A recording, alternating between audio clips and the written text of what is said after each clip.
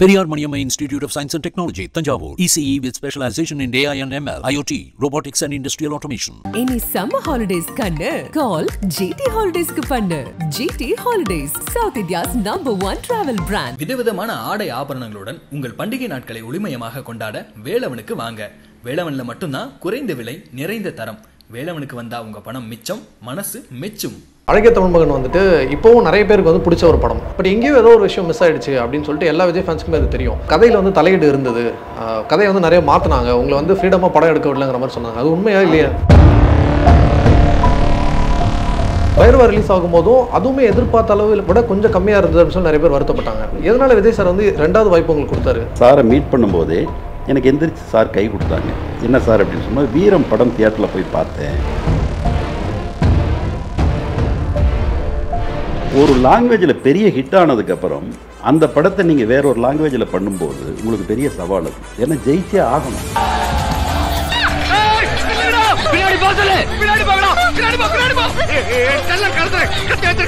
But குறைந்தபட்சம் ஒரு 5 இடத்துல உங்களுடைய வசனம் கிளாப்ஸ் வாங்கணும். எனக்கு அந்த மாதிரி மட்டும் நீங்கள் பண்ணி கொடுத்துருங்க. நான் உங்ககிட்ட சொல்ல, நீங்கள் 5 இடம் கேட்குறீங்க சார், நான் 10 இடத்துல கிளாப்ஸ் வாங்குற மாதிரி. தம்மா துண்டு பிளேடு மேலே நீ வச்ச நம்பிக்கையை ஓ மேலே வை. சார் வணக்கம் சார். வணக்கம். எப்படி இருக்கீங்க சார்? நல்லா இருக்கேங்க.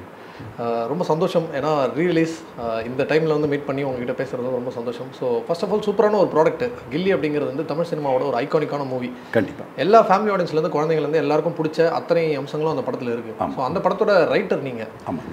அந்த டைமில் ரைட்டருக்கு உண்டான அந்த கரெக்டான ரெக்கக்னேஷன் கிடைச்சதா? ஏன்னா எல்லாருமே டேரக்டர் பாராட்டுவாங்க, மியூசிக் டைரக்டர் பாராட்டுவாங்க, ஹீரோ ஆப்வியஸ்லி பாராட்டிடுவாங்க. பட் அந்த டைமில் டெக்னிக்கலாக டிபார்ட்மெண்ட் வைஸாக எல்லாரும் புரிஞ்சு பாராட்டினது நடந்ததா? சினிமா வட்டாரம் தாண்டி எல்லாருமே பாராட்டினாங்க. அந்த அங்கீகாரம் எனக்கு தில்லிருந்தே கிடைக்க ஆரம்பிச்சிருச்சு. தில் எழுதும்போதே, தில் எனக்கு முதல் படம். தரணி சாரும் நானும் நண்பர்கள். அதுக்கு முதல்ல 2 பேருமே ட்ரை பண்ணுறோம். அவருக்கு முதல்ல படம் கிடைச்சா நான் அவரோட ஒர்க் பண்ணுறது, எனக்கு முதல்ல படம் கிடைச்சா அவர் என்னோட ஒர்க் பண்ணுறது. நான் ஒரு தெலுங்குக்கு ஒரு கதையை, எனக்கு தெலுங்கு சரியாக வராது, தெலுங்கு தரணி சார் நல்லா பேசுவாருங்கிறதுனால எனக்காக அந்த கதையை வந்து ஒரு ப்ரொடியூசர்கிட்ட தரணி சார் நேரேட் பண்ணியிருக்கார். அது சந்தர்ப்பம் சூழ்நிலை அது பண்ண முடியல. சப்போஸ் அதை நான் டைரக்ட் பண்ணியிருந்தால் அவர் என்னோட ஒர்க் பண்ணியிருப்பார். நட்பு ரீதியாக தான். எப்படியும் 2 பேரும் டைரக்ட் பண்ண போகிறோம். யாரும் முதல் வாய்ப்பு கிடைக்குதோ அவங்க ஜெயிச்சிடணும், இன்னொருத்தர் அதுக்காக உடன் இருக்கணுங்கிறத எங்களுடைய ஒரு விஷயமாக நாங்கள் ட்ரை பண்ணிகிட்டு இருந்தோம். அப்போ தில் வெரி ஃபஸ்ட்டு படம். அது எல்லாம் உட்காந்து கதையெல்லாம் ரெடி ஆகி எல்லாம் இது பண்ணும்போது, சரி இந்த படத்தில் என்ன பண்ணலாங்கும் போது, நீங்கள் டைலாக் பண்ணுங்கள், ஒரு போர்ஷன் எடுத்து பண்ணால் நல்லாயிருக்கும் அப்படிங்கும்போது பூர்ணச்சந்தர் ராவ் அவர்கள், டி ராமராம அவர்கள், லக்ஷ்மி ப்ரொடக்ஷன்ஸ் தான் அந்த படம் தில். அப்போ கேட்கும்போது நான் முதல் படம் நான் எழுதுகிறேன், நான் எப்படி எழுதுவேன்னு அவங்களுக்கு தெரியாது. திடீர்னு ஒருத்தர் புதுசாக இவர் தான் டைலாக் அப்படின்னு தரணி சார் சொல்கிறாரு அப்படிங்கும்போது, பூர்ணச்சந்தர் ராவ் அவர்கள் இதே மாதிரி ஆஃபீஸில் உட்காந்துட்டு, நீங்கள் எப்படி எழுதுவீங்கன்னு எங்களுக்கு தெரியாது, பட் குறைந்தபட்சம் ஒரு 5 இடத்துல உங்களுடைய வசனம் கிளாப்ஸ் வாங்கணும், எனக்கு அந்த மாதிரி மட்டும் நீங்கள் பண்ணி கொடுத்துருங்க அப்படிங்கிற மாதிரி சொன்னார். நான் அவங்ககிட்ட சொல்லி, நீங்கள் 5 இடம் கேட்குறீங்க சார், நான் 10 இடத்துல கிளாப்ஸ் வாங்குற மாதிரி இந்த படத்துக்கு டைலாக் பண்ணி தர்றேன் அப்படின்னு சொல்லிட்டேன். எல்லாம் முடிஞ்சது, படம் ரிலீஸ் ஆச்சு. ஃபஸ்ட்டு நார்த் மெட்ராஸ்லேருந்து நாங்கள் படம் பார்த்துட்டு வர்றோம். தில் நார்த் மெட்ராஸில் தான் ஸ்டார்ட் பண்ணி அப்படியே வர்றது. கோயம்பேடு வந்து, அபிராமி வந்து, அப்படியே இங்கே உதயம் லாஸ்ட் வரணும் அப்படின்ட்டு. ஃபஸ்ட்டு நூன் ஷோவிலிருந்தே படம் பெரிய ஹிட்டு. சேலத்துலேருந்தெல்லாம் ஃபோன் வருது, ஒரு ஷோவை 3 ஷோ ஆக்கிட்டோம் அப்படின்ட்டு. இன்னும் ஒரு தியேட்டர் கூட்டம் வெளியே நிற்கிது. அப்படி அதாவது மொதல் ஷோவிலேயே இன்றைக்கி எல்லாம் ரிசல்ட்டு பெருசாக வெளியில் வந்துடுது. அன்னைக்கு தில் டைம்லேயும் அதுதான். உங்களுக்கு இந்த ஃபஸ்ட்டு பார்த்த உடனே வெளியில் வந்து சொல்கிறாங்க இல்லைங்களா, அதிலிருந்து அடுத்தடுத்து க்ரௌடு வர ஆரம்பிச்சிருது. இன்ட்ரோல்லையே ஃபோன் பண்ணிடுறாங்க, இப்போ ரீலுக்கு ரீல் ஃபோன் பண்ணிடுறாங்க, அந்த மாதிரி ஆயிடுச்சு. அப்படி இருக்கும்போது நாங்கள் நூன் ஷோ முடிஞ்சு, மேட்னி முடிஞ்சு, ஃபஸ்ட் ஷோ வந்து இங்கே கோயம்பேடு ரோஹிணியில் பார்த்துட்டு, உதயம் வரும்போது பூர்ணச்சந்தர் ராவ் அவர்களும் ராமராவ் சார் அவர்களும் தியேட்டருக்கு வெளியே ஈவினிங் ஷோ பார்த்துட்டு வர்றாங்க. வந்தோன்னே பூர்ணச்சந்தர் ராவ் ஒரு 10 பேர் நாங்கள் எங்கள் யூனிட் எல்லாம் படம் பார்த்துட்டு தியேட்டரில். நான் ஃபஸ்ட்டு படம் அவ்வளோ பெரிய ஹிட்டு, பெரிய சந்தோஷத்தில் வந்து நிற்கும்போது அதை நினைவு கூர்ந்து எனக்கு சொன்னார். நான் முதல்ல இந்த படத்துக்கு நீங்கள் வசனம் எழுதுங்கன்னு சொல்லும்போது 5 இடத்துல கைதட்டல் வேணும்னு கேட்டேன், 10 இடத்துல தட்டுவான்னு சொன்னீங்க.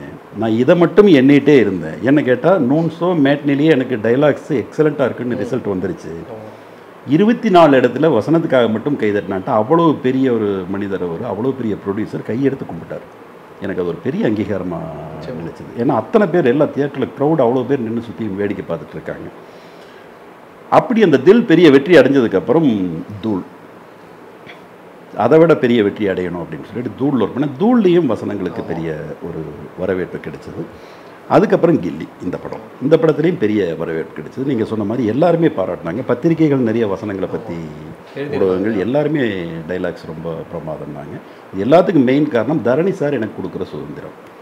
அண்ட் இப்போ கில்லியை பொறுத்த வரைக்கும் பெரிய சேலஞ்ச் என்ன அப்படின்னா, ஒரு ரீமேக் படம் அப்படின் போது அதே கதையாக இருக்கும், அதே மாதிரி வசனங்கள் இருக்கும், அதே மாதிரி காட்சிகள் இருக்கும்னு எல்லாம் நினச்சிட்டு இருந்தாங்க. ஆனால் கில்லி வந்து எதோ உடைச்சது அப்படின்னா நிறைய சீன்ஸ் வந்து புதுசாக வச்சிருந்தாங்க. ஆல்சோ கேரக்டர்ஸும் கொஞ்சம் மாற்றிருந்தாங்க. அங்கே அப்பா வந்துட்டு கில்லி விளையாடுறதுக்கு ஹெல்ப் பண்ணுவார், ஐ மீன் கபடி விளையாடுறதுக்கு ஹெல்ப் பண்ணுவார். இங்கே வந்துட்டு அப்பா வந்து அகேன்ஸ்டாக இருப்பார். அந்த மாதிரி நிறைய விஷயங்கள் வரும். அண்ட் ரொம்ப முக்கியமான விஷயமே அந்த மியூசிக்கும் அந்த டயலாக்ஸும் தான். ஸோ டயலாக்ஸ் வந்து நீங்கள் வாண்டடாகவே நிறைய டயலாக்ஸ் எழுதிருப்பீங்க, அதை விட நம்ம ஒர்க் நல்லா பண்ணணும் அப்படின்னு சொல்லிட்டு. ஃபார் எக்ஸாம்பிள் இப்போ அந்த தமாத்தோட பிளேடு மேலே வச்ச நம்பிக்கை, அதுக்கப்புறம் நான் விளையாட வேண்டிய கிரவுண்ட் அது இல்லை இதுதான் சொல்றது. உங்களுக்கு இந்த மாதிரி எழுதும்போது ரொம்ப பிடிச்ச டயலாக் எது சார்? அவர் சொன்ன உடனே அவர் ஃபர்ஸ்ட் தரணி சார் ரொம்ப இம்ப்ரெஸ் பண்ண டயலாக் எது? நீங்கள் சொல்லிட்டீங்க, ரெண்டையுமே சொல்லிட்டீங்க. இது ரெண்டும் தரணி சார் எங்களுக்கு எல்லா பார்த்த ஆடியன்ஸ் எல்லாருக்குமே ரொம்ப பிடிச்சது. அப்புறம் சின்ன சின்ன டைலாக்ஸ் உள்ள இருந்துகிட்டே இருக்கும். ஒவ்வொரு சீன்லையும் ஏதாவது ஒன்று இருந்துகிட்டே இருக்கும். அது இருக்கிற மாதிரி நாங்கள் பார்த்துட்டோம். கத்தையாக கொடுப்பாருன்னு நினச்சா ஒத்தையாக கொடுக்குறாரு. அப்புறம் என்னை எங்கேயாவது ஒரு முதியோர் இல்லத்தில் கொண்டு போய் சேர்த்துறாரு. அதுக்கு பேர் முதியோர் இல்லம் இல்லைம்மா, குழந்தைகள் காப்பகம். இது எல்லாமே அந்த ஃபேமிலிக்குள்ளே நடக்கிற சின்ன சின்ன விஷயங்கள் தான். அதாவது இந்த ஹீரோவை பார்த்தீங்க அப்படின்னா, நாங்கள் போயிட்டு ஒக்கடு அங்கே படம் பார்த்தோம். ஒக்கடு பார்க்கவே தரணி சாரும் நானும் தியேட்டரில், அதாவது ஜெயபிரதாவில் அந்த படம் பார்த்துட்டு அங்கே போய் ஆடியன்ஸோட இந்த படத்துக்கு என்ன வரவேற்புங்கிறத நம்ம பார்த்தோம்னா தான் நம்ம ரீமேக்குக்கு ஒர்த்தாக இருக்கும் அப்படின்னு சொல்லிட்டு அதில் என்னென்னலாம் அவங்க என்ஜாய் பண்ணாங்க, எதெல்லாம் நம்ம கொஞ்சம் மாற்றிக்கலாங்கிறது தியேட்டர்லேயே நாங்கள் 2 பேரும் டிஸ்கஸ் பண்ண ஆரம்பிச்சிட்டோம். கிருஷ்ணவம்சி சாரும் தரணி சாரும் க்ளோஸ் ஃப்ரெண்டுங்கிறதுனால இவங்கெல்லாம் ஒன்றா வேலை பார்த்தவங்க. யார்? குணசேகர், ஒரிஜினல் ஒக்கடுடைய டைரக்டர். அவரை கிருஷ்ணவம்சி சாருடைய ஆஃபீஸ் வர வச்சு ஒரு 3 மணி நேரம் அவரோட டிஸ்கஸ் பண்ணோம். இந்த ஒக்கடுங்கிற படம் உங்களுக்கு எப்படி தோணுச்சு, நீங்கள் நினச்சதை எடுத்துட்டிங்களா, அல்லது இன்னும் ஏதாவது நீங்கள் மிஸ் பண்ணியிருக்கீங்களா? ஏன்னா ரீமேக் நாங்கள் பண்ண போகிறோம், நம்ம இதை பூரா சரி பண்ணிக்கலாம் அப்படி. ஏன்னா ரீமேக் அப்படிங்கிறது ஒரு கடினமான வேலை. தனியாக நீங்கள் ஒரு படம் பண்ணிங்கன்னா அந்த படம் என்ன கதை ஏதுன்னு தெரியாது. இந்த படம் வந்தது, அது வெற்றி இல்லைங்கிறது ரெண்டாவது. ஆமாம், ஒரு லாங்குவேஜில் பெரிய ஹிட் ஆனதுக்கப்புறம் அந்த படத்தை நீங்கள் வேற ஒரு லாங்குவேஜில் பண்ணும்போது உங்களுக்கு பெரிய சவால் அது. ஏன்னா ஜெயிச்சே ஆகணும். அப்படி இல்லைன்னா ஒரு வெற்றி படத்தை இவங்க கெடுத்துட்டாங்கிற மாதிரி ஆயிடும். அப்படி பார்க்கும்போது ஒன்றா மாற்றும்போது கபடி அப்படின்னு சொல்லிச்சுன்னா, இப்போ ஒரு கமிஷனர் மாதிரி ஒரு ஏசி லெவலுக்கு இருக்கக்கூடிய அந்த அப்பா பையன் போய் கபடி விளையாடிட்டு இருக்கா, இவனுடைய லோக்கல் ஃப்ரெண்ட்ஸ் அப்படிங்கிற மாதிரி நாங்கள் ஒரு செட்டப் பண்ணோம். அதையே அவர் ஒத்துக்க மாட்டார். அவர் என்ன பாரு, என் பையன் செஸ்ஸில் ஒரு ஆனந்த் அல்லது கிரிக்கெட்டில் ஒரு சச்சின் அப்படின்னு சொல்லிச்சுன்னா நான் சந்தோஷப்படுவேன். இவன் ஃப்ரெண்ட்ஸுக்கு பேரெல்லாம் பாரு, அவன் பேர் என்னங்கும்போது அவனே ஓட்டேரி நரிமச்சா அப்படின்னு சொல்லிட்டு லைனில் வருவான். அப்போ இந்த டிஸ்கவரி சேனல் இருக்கிற பேர் மாதிரியான நண்பர்களோட சுற்றிட்டு இருக்கக்கூடிய ஒரு பையன் அப்படிங்கிறது எங்களுக்கு ரொம்ப நல்லா இருந்தது. அப்போ அப்பாவுக்கு தெரியாமல் பசங்க நிறைய விஷயங்கள் பண்ணுறதெல்லாம் என்றைக்குமே ரசிப்பாங்க. ஏன்னு கேட்டால் அந்த ஜென்ரேஷனுக்கு விரும்புவார். இவனும் சரியாக தான் இருப்பான், அவரும் சரியாக தான் இருப்பாங்க. ஆனால் அந்த எல்லாருக்கும் பிடிக்கிற மாதிரி ஒரு நிறைய சீன்கள் இதாகும் அப்படிங்கிற மாதிரி. அப்புறம் அந்த பொண்ணு வீட்டுக்குள்ளே இருக்காங்கிறது இந்த அப்பாவுக்கு தெரிஞ்சுன்னா இன்னும் டென்ஷன் அதிகமாகும். ஏன்னா ஆல்ரெடி கான்ட்ராஸ்டாக இருந்துகிட்டே இருக்கான் இவன் அப்படிங்கும்போது எல்லாம் பார்க்கும்போது இன்னொரு சீன் எங்களுக்கு ரொம்ப எக்ஸலண்ட்டாக மாட்டுச்சு. அதெல்லாமே இந்த ஒரு விஷயத்தை நாங்கள் மாற்றும்போது எல்லாமே எங்களுக்கு ஒரு கோர்வையாக வந்தது. அதாவது இதெல்லாம் நம்ம வீட்டு ஷோகேஸில் இருக்க வேண்டிய ஒரு கோப்பைகள்ப்பா, அண்ணன் பார்ப்பா இங்கே மறைச்சி வச்சுருக்கான். உங்களுக்கு கபடி பிடிக்காதுங்கிறதுனால எல்லாருமே ஜெயிச்ச கோப்பையை பக்கத்தில் வச்சுட்டு தான் போஸ் கொடுப்பாங்க. அண்ணன் பார்ப்பா கோப்பைக்கு முகத்தை மறைச்சிட்டு போஸ் கொடுக்குறான். உங்களுக்கு கபடி பிடிக்காது. அது இன்னைக்கு தியேட்டரில் பார்க்கும்போது கண்களுங்க உங்களுக்கு. அந்த தங்கச்சி கேரக்டர் அவ்வளோ பிரமாதமாக பண்ணியிருப்பாங்க. அவங்க அப்பாவுடைய மனம் மாற்றத்துக்கு அவ்வளோ உகந்ததாக இருக்குது. அந்த இடத்துல அப்படி ஒரு சென்டிமெண்ட் சீனும் எங்களுக்கு இந்த மாற்றத்தினால வந்து சேர்ந்தது. இப்படித்தான் நாங்கள் அதை கொஞ்சம் கொஞ்சமாக மாற்றி இது பண்ணோம். அதுவும் இல்லாமல் இன்னொரு விஷயம், ஒரு லாங்குவேஜில் ஒரு படம் ரிலீஸ் ஆகுது அப்படின்னு சொல்லிச்சுன்னா அந்த ஹீரோவுடைய முந்தைய படம், அந்த டைரக்டருடைய முந்தைய படம், இது ரெண்டையும் கம்பேர் பண்ணிட்டு தான் அந்த படத்தை வந்து பார்ப்பாங்க. அதோடு கம்பேர் பண்ணும்போது அது நல்லா இருந்ததுன்னா நல்லா இருந்துடுவாங்க. அது ரிலீஸ் ஆகிற சூழல், ஒரு திருவிழாவில் ரிலீஸ் ஆகிருக்கலாம் அல்லது ஒரு ஹாலிடேவில் ரிலீஸ் ஆகிருக்கலாம். இதை மட்டுமே வச்சுட்டு அங்கே ஜெயிச்சது நம்ம எடுத்தாலும் ஜெயிச்சிரும்னு நம்ம நம்ப முடியாது. என்ன கேட்டால் நாங்கள் எடுத்த தில்லும் தூளும் மாபெரும் வெற்றி. தில்லுடைய இன்ட்ரோல் பிளாக் கிளாப்ஸ், தூளுடைய இன்ட்ரோல் பிளாக்ஸ் பெரிய கிளாப்ஸ். ஃபர்ஸ்ட் ஃபைட் பண்ணுவார். ஆமாம், இதை நாங்கள் ஹைதராபாத் தேவி தியேட்டரில் போய் பார்க்கும்போது ஒக்கடுடைய இன்ட்ரோல் பிளாக் நல்ல இன்ட்ரோல் பிளாக் தான். பட் அது எப்படி அவங்க அந்த இன்ட்ரோல் பிளாக் விட்டுருப்பாங்கன்னா பிரகாஷ்ராஜ் சார் மேலே இருக்கும். அவர் அந்த சேத்துல உட்காந்துட்டு அப்படியே இருப்பார். பொதுவாக என்னுடைய கருத்து என்ன அப்படின்னு கேட்டிங்கன்னா, ஒரு ஆக்ஷன் படத்துக்கு ஒரு ஹீரோ மேலே தான் ஃப்ரீஸ் பண்ணி இன்ட்ரோல் விடும். அப்போ தான் ஒரு கிளாப்ஸாகவும் ஒரு கேலப்பாகவும் அந்த படம் இருக்குது. ஆடியன்ஸ்க்கு ஒரு வைப் இருக்கும். அதனால் அந்த இன்ட்ரோல் பிளாக்கை பார்த்துட்டு அடுத்து படம் போடுறதுக்குள்ளேயே நாங்கள் இந்த இன்ட்ரோல் பிளாக்கை ஃபிக்ஸ் பண்ணிட்டோம் தரணி சாரம்னா. அதாவது அவர் வர்றாரு, அவருடைய ஜீப்பில் கடத்திட்டு வரும்போது ஒரு செக் போஸ்ட்டு, அங்கே என்ன யுக்தியை கையாண்டு ஹீரோ அங்கேருந்து ஒரு கிளாப்ஸ் வாங்கிட்டு வந்தாருங்கிறது அங்கேயே டிசைட் பண்ணிட்டோம். அப்படித்தான் இந்த மாற்றங்கள் நிகழ்ந்தது. அவர் எல்லாமே ஒரு நல்ல மாற்றங்களாகவே இருந்தது எங்களுக்கு. எங்களுடைய முந்தைய படங்களோட கம்பேர் பண்ணும்போது இது அடுத்த கட்டத்தில் இருந்ததுன்னு நாங்கள் நம்பினோம். படம் முடியும் போது அந்த மாதிரி வந்ததுனால தான் சியூர் ஷாட் அப்படிங்கிற ஒரு வார்த்தையை டைட்டிலுக்கு கீழே தரணி சார் போட்டார். அது உண்மையிலேயே ஒரு பெரிய கான்ஃபிடென்ட் தான். எந்த ஒரு சினிமாவையும் நீங்கள் இது கண்டிப்பாக ஓடிரும்னு சொல்லவே முடியாது, அப்படி ஒருத்தர்னால கணிக்கவே முடியாது. அப்படி இருக்கும்போது இந்த படத்துக்கு 20 வருடம் முன்னாடி ரிலீஸ் ஆகும்போது இது கண்டிப்பாக ஜெயிக்குங்கிற வாசகத்தை கீழே போட்டு அந்த படத்தை ரிலீஸ் பண்ணோம். 20 வருடம் கழித்தும் அது ஜெயிக்கும் அப்படிங்கிறது அன்னைக்கு அது உறுதியாச்சுன்னு நம்ம எடுத்துக்கலாம். நான் இங்கே விஜய் சார் என்ன பண்ணியிருப்பாருன்னா, பக்கத்து தெருவில் ஐஸ்வர்யா ராயும் சச்சின் டெண்டுல்கர் வந்திருக்காங்கன்னு சொல்லியிருப்பாங்க. ஸோ இந்த ஹியூமர் டைலாக்ஸ்லாம் நீங்கள் டெவலப் பண்ணும்போது ரைமிங்காக இருக்கணுக்காக எழுதுனது. ஆமாம். எப்படின்னு கேட்டிங்கன்னா அதான் இங்கே ஹியூமர் பண்ணேன். ஏன்னா விஜய் சாருடைய ஹியூமருங்கிறது அவ்வளோ நல்லா இருக்கும். எக்ஸ்பிரஷன் ஆமாம், நம்ம அந்த ஏரியாவில் அதை மிஸ் பண்ணிடவே கூடாது. அவர்கிட்ட அது எல்லாம் நம்ம கொண்டு வரணும் அப்படின்ட்டு. அதாவது கோவையில் பிறக்காத ஒருவர் கோவை தமிழை அவ்வளோ நல்லா பேசுகிறார் அப்படின்னா அது எனக்கு தெரிய விஜய் சார் தான். ஏன்னா நான் கோயம்புத்தூர்க்காரு. அப்படிங்கும்போது எனக்கு அவர் ரொம்ப பிடிக்கும். அவருடைய மாடுலேஷன், அவருடைய பாடி லாங்குவேஜ் அப்படிங்கும்போது அவர் நம்ம எழுதுகிற படத்துக்கு ஒரு ஹீரோவாக இருக்கிறாருங்கும்போது நமக்கு ஒரு கரும்பு தின்ன கூலிங்கிற மாதிரி ஒரு பயங்கர ஒரு சந்தோஷமான விஷயம்தான். சச்சின் டெண்டுல்கர் ஐஸ்வர்யா ராய், சச்சிதானந்த சுவாமிகள் ஐஸ்வர்யம், அதை லிங்க் பண்ணி ஒன்று பண்ணுறதுங்கிறது ஒரு இன்னைக்கு வரைக்கும் பேசப்படக்கூடிய ஹியூமர்னா அந்த லிங்க் எல்லாமே கரெக்டாக இருக்கிற மாதிரி பார்த்துட்டோம். இதுக்கெல்லாம் கொஞ்சம் மெனக்கெட்டு ஒர்க் பண்ணி தான் அதை. பட் விஜய் சார் அதை பிரமாதப்படுத்தியிருப்பாங்க. சார் இப்போது நீங்கள் சொல்லும்போது தெரியுது இவ்வளோ வேலை பார்த்ததால தான் அந்த படம் இத்தனை வருஷம் கழிச்சு வந்து கொண்டாடப்படுது. பட் இப்போ உங்களை கேட்குறேன், நிறைய பேர் வந்து அவங்களோட அந்த டைம் மெமரி இந்த டைம் மெமரின்னு கம்பேர்லாம் பண்ணிக்கிறாங்க. நீங்கள் இப்போ ஃபர்ஸ்ட் டே ஃபர்ஸ்ட் ஷோ போய் பார்த்துருப்பீங்க, ஆடியன்ஸ் ரெஸ்பான்ஸ் எப்படி இருக்குது. நீங்கள் சொன்ன மாதிரி ஒரு தேட்டராக பார்த்துட்டே வந்திருப்பீங்க, ரீ ரிலீஸ்க்கு பார்த்த ரெஸ்பான்ஸும் பார்த்துருப்பீங்க. அதே அளவு ஃபேமிலி ஆடியன்ஸ், அதே அளவு குழந்தைங்க வந்து பார்க்குறாங்க. ஸோ உங்களுக்கு எந்த அளவுக்கு அது நாஸ்டாலஜிக்காக ஃபீல் ஆச்சு, எவ்வளோ சந்தோஷமாக இருந்தது? ஏன்னா இன்றைக்கி வந்து ஒரு படத்தை 2 years 3 years கழிச்சு பார்த்தாலே அவுட்டேட் ஆகிடுதுன்னு சொல்கிறாங்க, ட்ரெண்டு போயிடுதுங்கிறாங்க. 20 வருஷம் கழிச்சு ஒரு படம் அதே எனர்ஜி கொண்டு வந்து கொடுக்குது. எவ்வளோ சந்தோஷமாக இருந்தது அதோட? இது எனக்கு தெரிய உலக அளவில் முதல் தடவைன்னு சொல்கிறாங்க. நிறைய பேர் அதுதான் சொல்கிறாங்க. எங்கேயுமே இப்படி ஒரு 20 வருடம் கழித்து ஒரு படத்துக்கு ரிலீஸ் அன்னைக்கு பார்த்ததை விட மிகப்பெரிய கொண்டாட்டம் இருந்ததில்லை. அப்படி எங்களுக்கு ரொம்ப சந்தோஷமாக இருக்குது. இப்படி ஒரு படத்தை 20 வருஷம் முன்னாடி நம்மெல்லாம் சேர்ந்து பண்ணியிருக்கிறோமே. 20 years முன்னாடி இந்த படத்துடைய ரிலீஸ் டைம்லேயே April 14th நம்ம படம் ரிலீஸ் ஆகுதுங்கிறத மைண்டில் வச்சுட்டு ஃபேமிலி சீன்ஸ் நிறைய வர்ற மாதிரியும் ஹியூமர் நிறைய வர்ற மாதிரியும் பார்த்துட்டோம். அதுவே நிகழ்ந்தது. அப்படியே கட் பண்ணால் 20 years கழிச்சு இந்த படத்தை ரிலீஸ் பண்ண போகிறோன்னு சொல்லும்போது ஒரு சந்தோஷம் என்ன கேட்டிங்கன்னா, மறுபடியும் அதே ஏப்ரல் அதே நேரத்தில் இந்த படம் 20 வருடம் கழித்து ரிலீஸ் ஆகும்போது மீண்டும் அதே சம்பவம் நிகழும் அப்படின்னு நாங்கள் நம்பணும். என்னென்னு கேட்டிங்கன்னா, நிறைய தடவை டிவியில் போட்டாங்க. ஒவ்வொருத்தரும் கில்லி டிவியில் எவ்வளவு தடவை பார்த்தாலும் சலிக்காது, கில்லி போட்டால் நாங்கள் எல்லா வேலையும் விட்டுட்டு மொத்த படம் பார்ப்போம்னு எங்கிட்ட நிறைய பேர் சொல்லியிருக்காங்க. நிறைய பேர் நீங்களும் கேள்விப்பட்டிருப்பீங்க. சார் அதுக்கப்புறம் நான் சொன்ன மாதிரி 2 படம் அவரோட ஒர்க் பண்ணியிருந்தீங்க.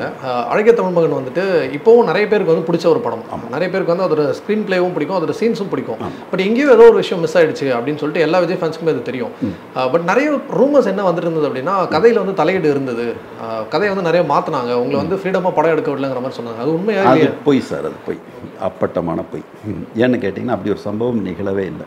விஜய் சாரை பொறுத்தளவு அவர் ஒரு கதையை கேட்டுட்டார் அப்படின்னு சொல்லிச்சுன்னா அதுக்கப்புறம் எந்த தலையீடும் பண்ண மாட்டார். ஆமாம், அதாவது ஒரு தடவை ஃபுல்லாக கதையை கேட்டுருவார். கேட்டதுன்னா அவ்வளோதான். அவருக்கு ஒரே ஒரு விஷயம் தான் நீங்கள் பண்ணணும். நாளைக்கு எடுக்கிற சீனுடைய டைலாக்ஸ் பேப்பர் இன்றைக்கி கொடுத்துடணும். நீங்கள் இன்றைக்கி கொடுக்கும்போது அதில் என்ன ஏதாவது சின்ன மாற்றங்கள் இருந்தாலும் அவர்கிட்ட சொல்லிடணும். அவ்வளோதான். அதை எவ்வளோ பெட்டர்மெண்ட் பண்ணலாம், அதை எவ்வளோ இம்ப்ரூவ் பண்ணலாம், அதில் என்னென்னலாம் நம்ம கூடுதலாக பண்ணிக்கலாம்ங்கிறது மட்டும்தான் இருக்குமே ஒழிய அப்படியெல்லாம் ஒரு தலையீடு கூட கிடையாது. அது சும்மா வதந்தின்னு. ஆமாம், விஜய் சார் வந்து தலையீடு பண்ணியிருக்க மாட்டாங்க. பட் என்ன மாதிரி ரூமர்ஸ் வந்தது அப்படின்னா, இப்போ எஸ்எஸ்சி சார் தான் வந்து கதை கேட்பாங்க, அவங்க வந்துட்டு ஒரு சில சீன்ஸ் வந்து மாற்றி பண்ணணும் அப்படிங்கிற மாதிரி. இல்லை, அப்படியெல்லாம் எதுவுமே நிகழ சார். அப்படி எனக்கு எந்த விஷயமே அது நிகழல.